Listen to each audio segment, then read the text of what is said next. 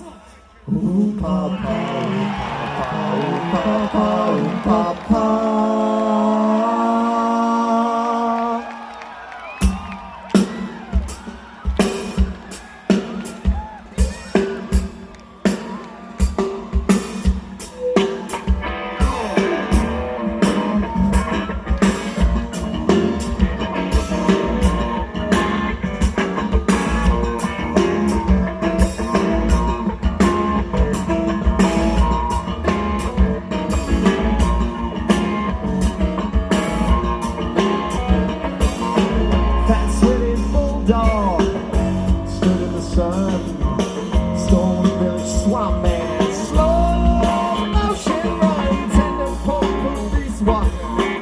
Precious birthday fudge, swamp night, cool day, walking undone me and Harpua.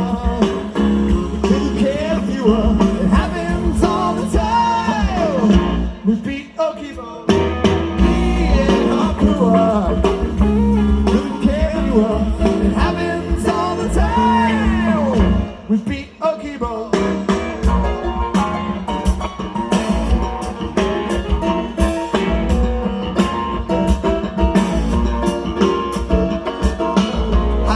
Stone jack, bitter toothless flesh, shabby pimpled chin slide, evil milky rash, me and Harpua, plastic dead-eyed hound, cruising dreadlock skullcat. We're coming to your town, we'll help you pull it down. Me and Harpua, couldn't care if you were, it happens all the time. We beat Okibo, me and Harpua. It happens all the time. Beat Okibo.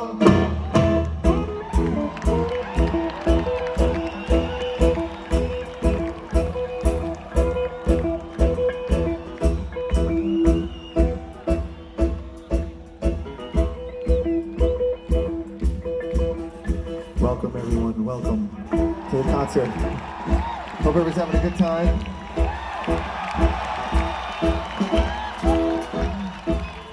I'm going to tell you a little story here because this happens to be a very special night, a little bit different than the rest of the nights on the tour for those of you who have been going from show to show. And it's because we're in a very special place tonight here to be at the Waterloo concert tonight. It's very special because, and it's reminding me of this story because Waterloo happens to be the closest venue on this particular tour to a very special spot to myself and all of us and probably all of you, and that's a place called the Rhombus. I don't know if you guys know about the Rhombus, but I've been hearing from talking to people that there's a quest for the Rhombus, and yes, the Rhombus is real, and we happen to be near the Rhombus, and it reminds me, this place makes me want to tell a story because the Rhombus brings me to the whole land of Gamehenge, which probably you know about, right? A lot of stuff kind of went down in Gamehenge, and there's this kind of one little tucked away corner of Gamehenge, and whenever we're near the Rhombus, I like to kind of tell a story, and it happened a long time ago. It was a summer night sort of like this, and it's in this one particular part of Gamehenge where there was this old man, and the old man he was sort of chastised from the town, and he had been pushed out of the rest of the town because he was a little bit different than all the other people. So this particular old man had a dog that he liked to travel with, and because he was different, he had been pushed up into the woods, and he lived up in the woods overlooking this very quaint little town, not unlike some towns around here. And every day he would sit up in the woods there, and he would look down, and he'd think about how mean the townspeople were to him, and he'd look down and he kind of wished that he could go back into town. And this one day was very strange because what happened was he was standing there and he's leaning on this tree, and he's looking down at the town and thinking, I really wish with all my heart that they'd accept me, they'd take me back, you know. I've been living up in the woods, I'm turning into this grumpy, mean old man. My dog down here is very mean too, very awful. He wants to go and eat people, and of course that dog is none other than the one and only Harpua.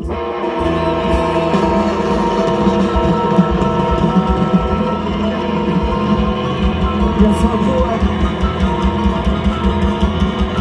So he's living there. He's leaning against this tree, and he's looking down at his dog Harpua. in this main tree. And the strange thing is he's leaning on this tree, and as he's leaning there, he's holding on to this low-hanging branch, and he's thinking to himself, man, I really wish that I could go hang out down in the town with the people. And as he starts to wish, he realizes that wishes sometimes come true, and the branch sort of slowly starts to move back and forth, and it's vibrating back and forth, and suddenly feels it sort of tugging at him, and the next thing you know, he's hanging onto this branch, and suddenly he feels it sort of pulling him forward, and the next thing you know, his feet are sliding along the ground, and he feels that the branch is suddenly attached to this sort of magical tow rope, and the next thing you know, he finds himself skiing down this hill as if being dragged by a giant water ski. And going faster and faster, he's cruising down the hill, the dog running behind him, faster and faster, past all the buildings, past the church, past the house, faster, until he's going down the asphalt, and suddenly he finds himself cruising into this little suburban neighborhood, and he finds that he's back down in the town.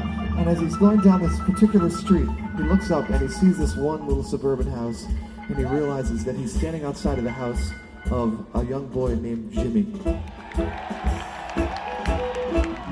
Now, Jimmy is inside the house right now, and Jimmy has always been very scared of the old man, but the old man has been gone up in the woods for so long, it's not really a big problem. And so on this particular day, Jimmy is sitting in his house, and he's relaxing, and he's kind of flipping through his album collection there, and he decides he's going to pop on, and he looks on, and suddenly he sees this album that he hasn't played in a long time, and he thinks to himself, wow, this is great. It's my old ABBA record. And he pulls out his old ABBA record, and he puts the ABBA record on, and he cranks it up, and he's like, it's a day for ABBA.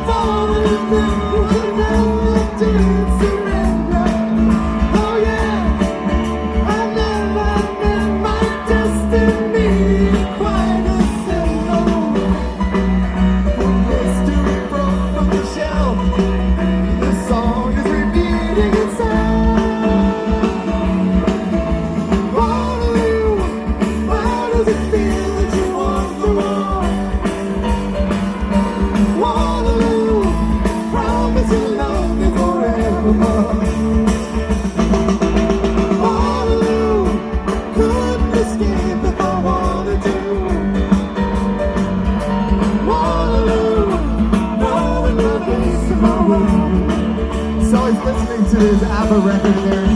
He starts thinking, this is really shitty music, ABBA. I hate ABBA. I can't believe I used to listen to this crap.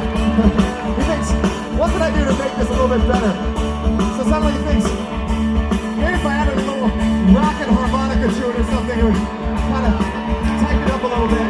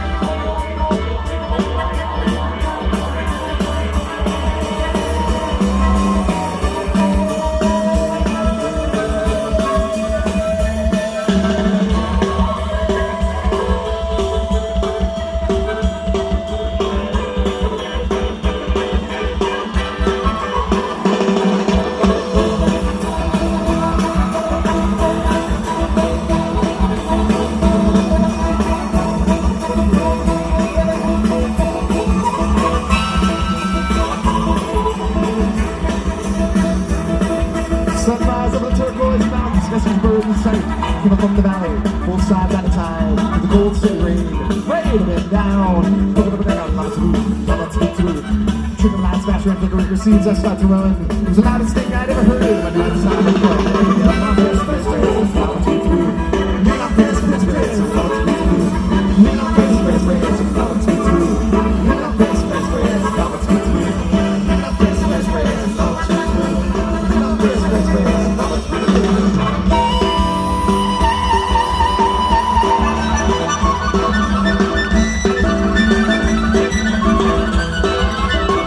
to